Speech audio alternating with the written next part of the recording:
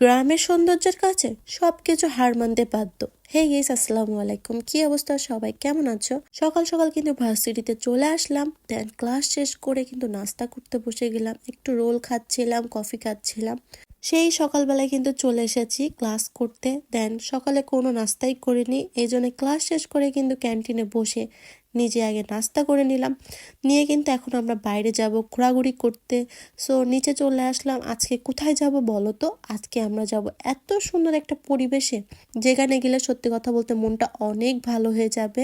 গ্রামের পরিবেশটা আমার কাছে সত্যি কথা অনেক বেশি ভালো লাগে। সবুজ গাছপালা, সবকিছু রঙিন, মনে হয় কি জীবনটা এখানেই কাটিয়ে দিই। যারা আমার রেগুলার ভিডিও দেখে তারা শুধু বলো যে আপু আপনি কি শুধু সারাদিন খান, যে শুধু খাওয়ার ভিডিও দেন? আজকে খাওয়ার ভিডিও বাদে শুধু ঘোরাঘুরি ভিডিও দিব, সেটা বলবা যে কেমন হয়েছে।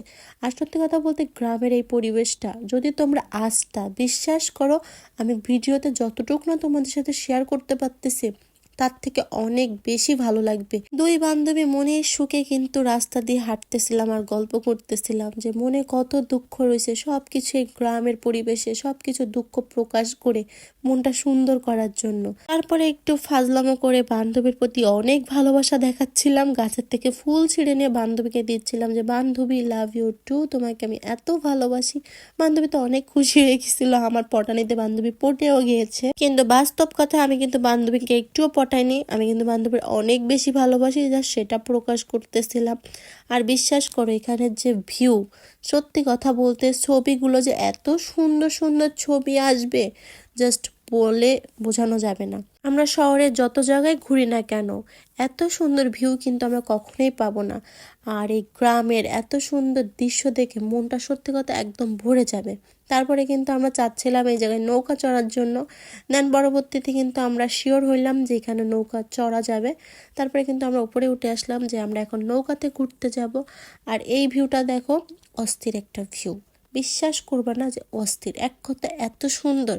ওই দিন আমার মনটা আসলে অনেক খারাপ ছিল, বাট ওখানে যাওয়ার পরে আমার মনটা এত ভালো হয়ে গেছে জাস্ট বলে বোঝাইতে পারবো না। আর আমার বান্ধবী তো নৌকায় উঠে একটু পানি নিয়ে খেলা শুরু করে দিল।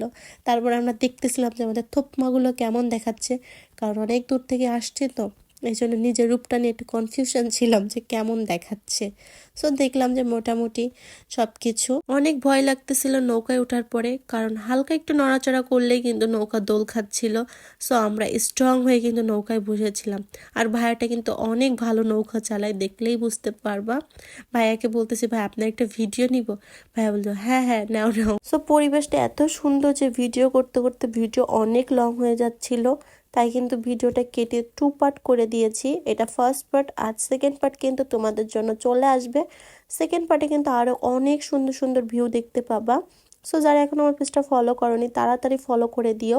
ভিডিও ভালো লাগলে লাভ লাইক দিয়ে অবশ্যই শেয়ার করবা। আর আজকের ভিডিওটা এখানে শেষ করছি। আল্লাহ হাফেজ।